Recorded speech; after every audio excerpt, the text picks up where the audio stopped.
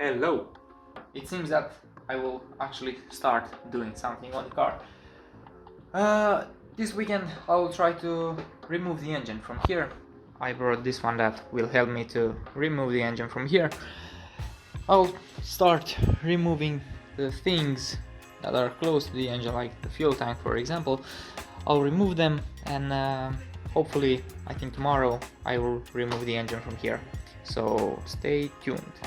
So I removed the bonnet, but right now I opened the plug on the radiator because I can see that there's something inside, so it's half full or half empty with some coolant. But look what's pouring from it. So it looks like that.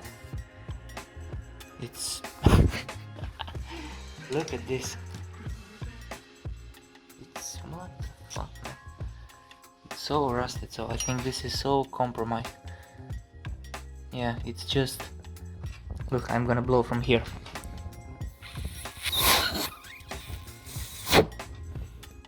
It looks like jelly coolant. Nice. Okay, so from the engine the water is leaking, but from the radiator it's just pouring. So yeah, that's water. This is jelly coolant. Okay, so let me show you what I could dismantle in I think one and a half, maybe 2 hours, something like that. Yeah. I have firstly removed the radiator, then I have removed this how is that called, the pallets that are sitting here on the water pump. I removed that one. Then I have removed the alternator. I have removed this charging, and all the cabling is kind of, let's say, disattached from the car and also from the engine, so I separated the engine harness, and also I have this kind of electronic controller for this one, for the distributor. Okay, then I have removed all the cabling that was sitting here for this water temperature sensor, and what else? By the way, this one, I didn't remove. Now I removed it. The oil pressure sensor cable. Yeah, okay, I didn't remove this one. Okay. Yeah. Then I removed the starter from here. It had 3 bolts. The cabling for the battery, which is here. Then I was really lucky, and I could remove this nut from the exhaust, so no need of removing the manifolds. I tried to remove those, and yeah, I was lucky enough, and they were not completely stuck. And right now I have removed all the bolts that are putting together the engine to the gearbox. So I had some here, I had some here. Right now I have removed some of them from underneath, but let me show you something from underneath the vehicle, because I could find a caliper that was sitting on the exhaust. Okay, so yes, this is okay. Look over there. That's a caliper that is sitting on the exhaust. Yeah, this one is sitting on the the exhaust. Yeah, interesting. Yeah, so right now I think no more screws, not so many screws to remove. I also removed the bolts from the, okay, that's done. I also removed the bolts from the engine mount from here, engine mount from there. So pretty soon I think I will just put this one here. I'll try to hook it and hopefully to remove it. Yeah, I was thinking that I'll remove it tomorrow, but it seems that, yeah, it didn't took that long. So yeah, I'll come back with updates. This one is placed. I just need to bring the chain to try to hook it. Then I have 2 more screws here for this front support of the engine. and hopefully it will fly away. Yeah, this is how it looks. Nice. Okay, so the engine is hooked. Here I've placed it under this exhaust manifold, hopefully it will hold. And here I've placed it on this alternator bracket. It should be quite alright.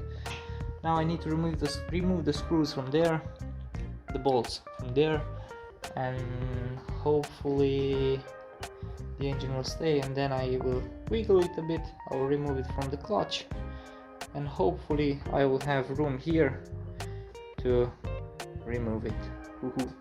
Let's see. Okay, so the status at the moment is that the engine is not totally in the gearbox, so yeah, it went out from there, but this one is still touching the engine mount. I've been trying to wiggle it, but I think I need to do it more. Hopefully it will go, because yeah, at the moment it's moving. Yeah. And how is it on this side? Well, on this side everything seems alright. Yeah, so need to figure it out if this one will go or not, but yeah, it should. I've managed to take it out.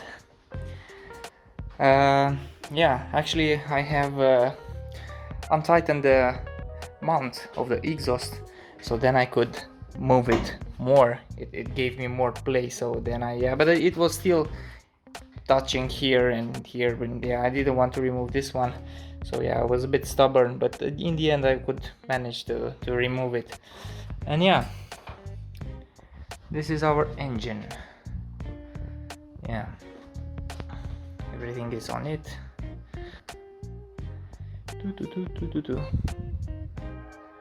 So yeah, I think the next thing would be to remove the gearbox, but in order to remove the gearbox I need to remove the drive shafts, and to remove the drive shafts I think I'll open the hubs, and if I will open the hubs I will change the spindles as well. Yeah, so I think that's the next thing on the list. But it's good that this one was out, and it's good that it was out in the same day, so yeah, pretty happy with it. I really enjoyed to remove this one. So next I think we will meet here with removing the hubs and yeah, let's say the front suspension and so on, and the gearbox, and to make room for the good engine.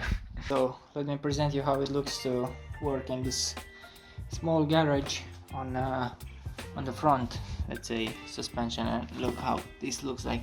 So yeah, I don't have the brake disc mounted, I don't have the screws here placed, so that's the reason the caliper is sitting on the chassis over there. Yeah, yeah, I would say that I have, let's say, plenty of space, so it's pretty good. And then when I would have to work on the outside, I will just put the wheel back, I'll move the vehicle towards this area, so then I'll work over there.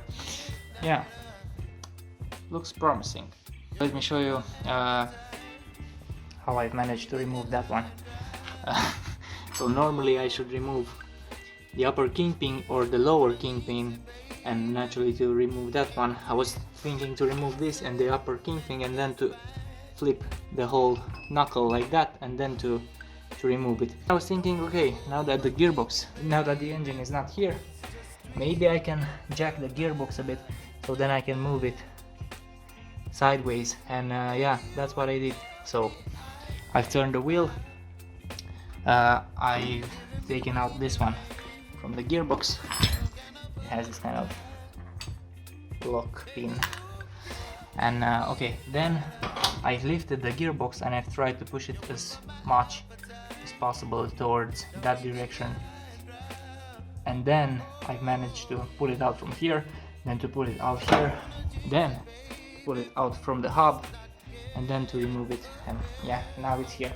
So yeah, on the other side I think I'll do the same without untightening anything. Ooh, what happened? What happened to my finger? Ooh, doesn't matter. Yeah, I moved the vehicle like that. Ah, now I see that I have some paint spray here. Yeah, so I have just pushed the car towards the right side. Right now I need to jump to reach that spot.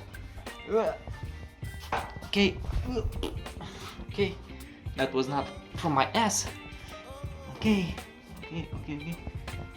okay, yeah, so now I can untighten this axle shaft from here, so then I can remove it, and then I'll push the car back, and I'll remove the gearbox, and then it's, let's say, ready for the new engine. Now the car is pushed back, the gearbox is out.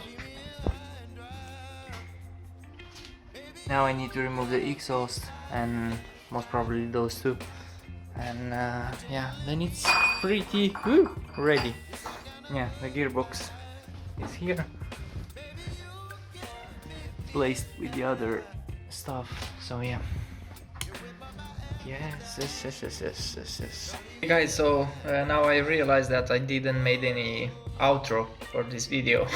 But yeah, I have removed the exhaust, and now the car is really ready for the new engine. And yeah, what I need to do right now is to move the pallet that has the engine and all my other spare parts that I will install on this car from my workplace to the garage that I'm keeping the car. So I will move that hopefully this week, and then I'll present you a bit how the engine looks like, and most probably I'll try to put it in. I'm not sure if I would put it with the gearbox or without the gearbox. I'm still thinking of that.